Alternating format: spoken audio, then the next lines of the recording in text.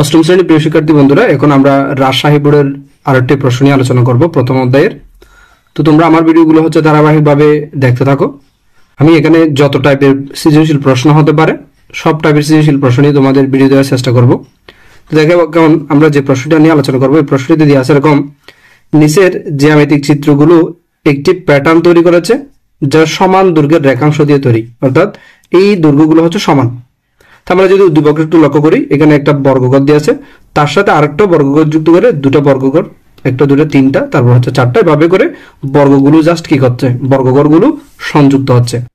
এখন প্রথম প্রশ্ন বলা হচ্ছে এরকম: প্যাটার্নটির পঞ্চম চিত্রটি তৈরি করে রেখাংশের সংখ্যা নির্ণয় করো।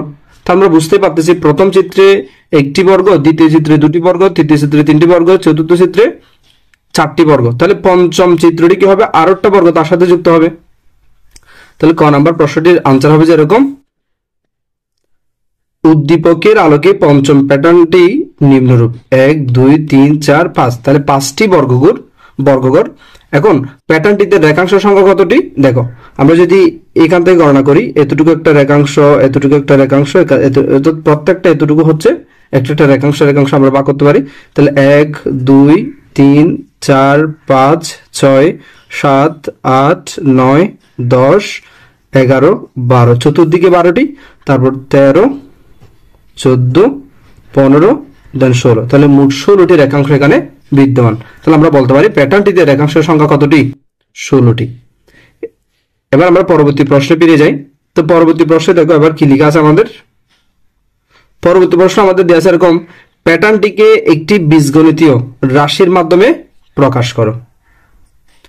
আমরা এখানে যে রেখাংশ সংখ্যাগুলো, এই রেখাংশ সংখ্যা থেকে আমরা হচ্ছে এক ধরনের প্যাটার্ন পাবো, এবং সেই প্যাটার্নটিকে আমাদের বীজগণিত রাশির মাধ্যমে প্রকাশ করতে হবে। তাহলে দেখো ক নাম্বার আমরা বলতে পারি এরকম: জ্যামিতিক চিত্রগুলোর রেখাংশের সংখ্যা গণনা করে পাই 4 7 10 13। কিভাবে পেলাম আমি তোমাদের একটু ব্যাখ্যা দিচ্ছি। দেখো আমাদের প্রথম যে চিত্র সেটাতে আছে এরকম একটি বর্গঘর। তাহলে একটি বর্গঘর রেখাংশ হচ্ছে 1 2 3 4, তাহলে 4টি। এরপর এটার সাথে হচ্ছে আরেকটি বর্গঘর এইরকম ভাবে যুক্ত করা হয়েছে, অর্থাৎ 1 2 3, আরো 3টা বাহু বেড়ে গেছে। তাহলে আমরা বলতে পারি প্রথমে এটাতে 4টা, 5 6 7, তাহলে 7টি। এরপর হচ্ছে এখানে এই যে দেখো একটা বাহু, দুটা বাহু, এই যে 3টা বাহু, অর্থাৎ 3টা রেখাংশ যুক্ত করে আমরা 3 নম্বর চিত্রে পেলাম। তাহলে এখানে হবে যে কত, এই যে এতটুকু পর্যন্ত 7 ছিল, 8 9 10, তাহলে 10। এখানে এতটুকু পর্যন্ত 10টা রেখাংশ, তারপর এই যে 11টা 12টা 13টা, অর্থাৎ আরো 3টা রেখাংশ দিয়ে আমরা পরবর্তীটি পেলাম। তাহলে প্রথম রেখাংশতে তোমার সংখ্যা ছিল 4, আবার দুটা রেখাংশ মিলে হচ্ছে আমাদের 7, 3টা রেখাংশ মিলে আমাদের ছিল যে 10, 4টা রেখাংশ মিলে আমাদের ছিল যে 13। অর্থাৎ এখানে এই প্রথম রেখাংশ, প্রথম বর্গঘরটিতে 4, তারপর 7 10 13। এভাবে করে আমরা জ্যামিতিক চিত্রগুলো থেকে হচ্ছে সংখ্যাগুলো পেলাম 4 7 10 13।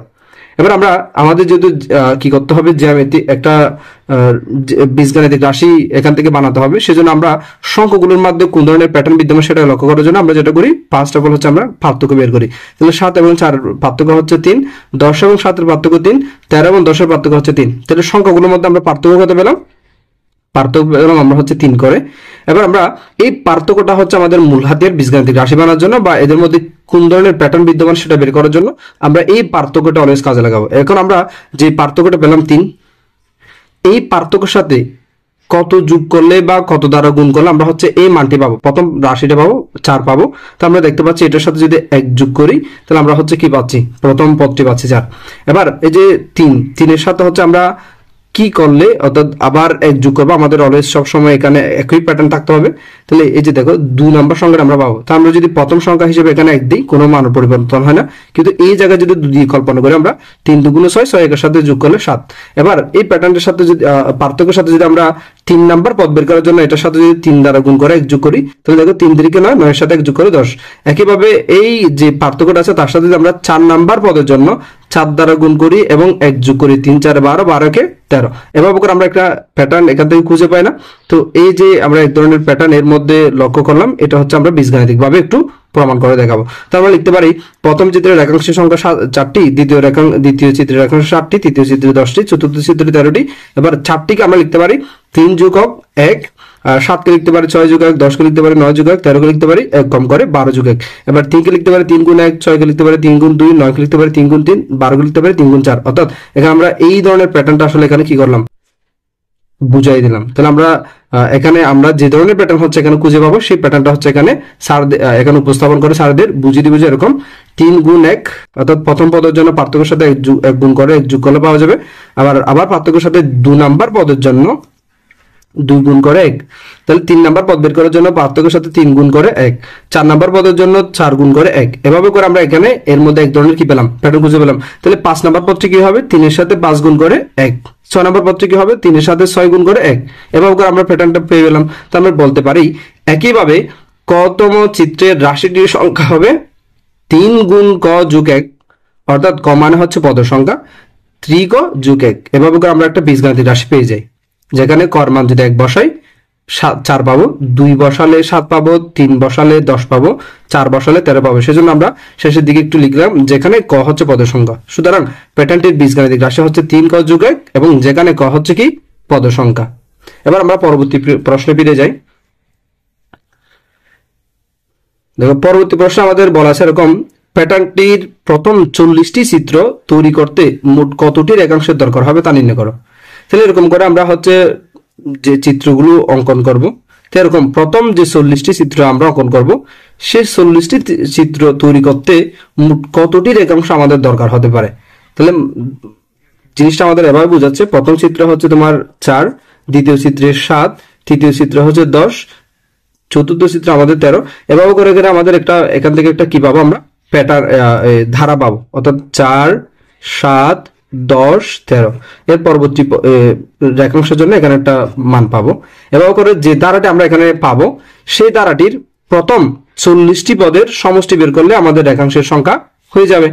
যেহেতু আমাদের এই সংখ্যাগুলোর যোগফল মানেতেও আমাদের কি বোঝাচ্ছে, যে প্রথম চিত্র অর্থাৎ চিত্রের যোগফল বোঝাচ্ছে। তাহলে প্রথম 40টি চিত্র মানে এই যে প্রথম 40টি সংখ্যা আমাদের কি করতে হবে, সমষ্টি বের করতে হবে। তো সেই জন্য আমরা যেটা করব, প্রথমত আমরা হচ্ছে এখান থেকে এই যে 40টি, আমি তোমাদের একটু সূত্র দিকেই বুঝিয়ে দিই আগে, আমাদের সমষ্টি বের করতে হবে। তো আমরা টু দ্য পয়েন্ট বলবো যে সমষ্টি নির্ণয় সূত্রটা কি, সমষ্টি নির্ণয় সূত্রটা হচ্ছে আমাদের প্রথম সংখ্যা যোগ শেষ সংখ্যা বা প্রথম পদ যোগ শেষ পদ ইন্টু পদের সংখ্যা ডিভাইডেড বাই 2। তাহলে আমাদের এই জিনিসগুলো হতে আমাদের লাগবে, প্রথম সংখ্যা লাগবে, শেষ সংখ্যা লাগবে, পদের সংখ্যা লাগবে 2।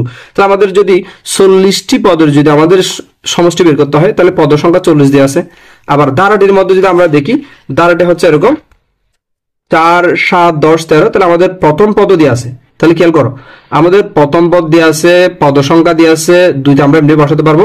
শুধুমাত্র আমাদের প্রবলেমটা হচ্ছে শেষ সংখ্যাটা দিয়ে না, অর্থাৎ 40টি পদে যে আমরা সমষ্টি বের করবো, 40 নাম্বার পদটিকে তো আমরা শেষ পদ বলি, সেই শেষ সংখ্যাটা হচ্ছে আমাদের দেওয়া নাই। তাহলে আমাদের কাজ করতে হবে শেষ সংখ্যা নিয়ে। সেজন্য আমরা কি লিখলাম দেখো, খ থেকে পাই প্যাটার্নটির বীজগাণিতিক রাশি 3 ক যোগ 1। তো সুতরাং 40তম প্যাটার্নে প্রয়োজনীয় কাঠির সংখ্যা 40তম, অর্থাৎ 40 নাম্বার প্যাটার্নটির তৈরি করতে আমাদের কাঠির সংখ্যা কত হবে, কয়ের জায়গায় 40 বসে দিলাম। তাহলে কয়ের জায়গায় যদি আমরা 40 বসাই দিই, আমাদের মান আসে কত, 3 4 বার 120 যোগ 121। তাহলে আমাদের এই 40 নাম্বার পদটি হচ্ছে 121, তার মানে শেষ সংখ্যা। অর্থাৎ প্যাটার্নটিকে আমি যদি জাস্ট একটু এভাবে বুঝিয়ে দিলাম তোমাদের। এখন প্যাটার্নটির রেখাংশের সংখ্যাগুলো সমষ্টি হচ্ছে এরকম 4 যোগ 7 যোগ 10 যোগ 13 ডট ডট ডট, এভাবে 121তম পদ, 40তম পদ, অর্থাৎ 121 পর্যন্ত আমরা সমষ্টিটা বের করবো। তাহলে শেষ সংখ্যাটা হচ্ছে আমাদের 121। তো আমি এখান থেকে লিখতে পারি প্রথম পদ 4, তারপর শেষ পদ হচ্ছে 121 এবং এভাবে করে পদ সংখ্যা হচ্ছে 40টি। সুতরাং সমষ্টি আমরা জানি, সমষ্টি সমান প্রথম সংখ্যা প্লাস শেষ সংখ্যা ডিভাইড বাই 2, আর এদিকে হচ্ছে ইন্টু পদের সংখ্যা। তো আমরা প্রথম পদের জায়গায় বসালাম 4, শেষ সংখ্যা বসালাম 121, পদের সংখ্যা বসালাম 40, দেন 2। তাহলে এখানে 40 এবং 2 যদি কাটাকাটি দেই তাহলে 20, 20 এর সাথে হচ্ছে 4 এবং 121 যোগ 125 গুণ করলে 2500। তো সুতরাং 40টি চিত্র তৈরি করতে প্রয়োজনীয় রেখাংশের সংখ্যা হচ্ছে 2500টি। তো ধৈর্য সহকারে এতক্ষণ ভিডিওটি দেখার জন্য তোমাদের ধন্যবাদ। যদি আমার ভিডিও তোমাদের ভালো লেগে থাকে তো তোমরা হচ্ছে সাবস্ক্রাইব করে পাশে থেকো। আমার এই চ্যানেলটা হচ্ছে নতুন চ্যানেল, এবং তোমরা কমেন্ট সেকশনে জানাও তোমাদের আসলে কোন ধরনের ভিডিও দিলে তোমাদের জন্য ভালো হবে। তো তোমরা কমেন্ট সেকশনে জানালে আমি ওইভাবে হচ্ছে ভিডিও বানানোর চেষ্টা করবো।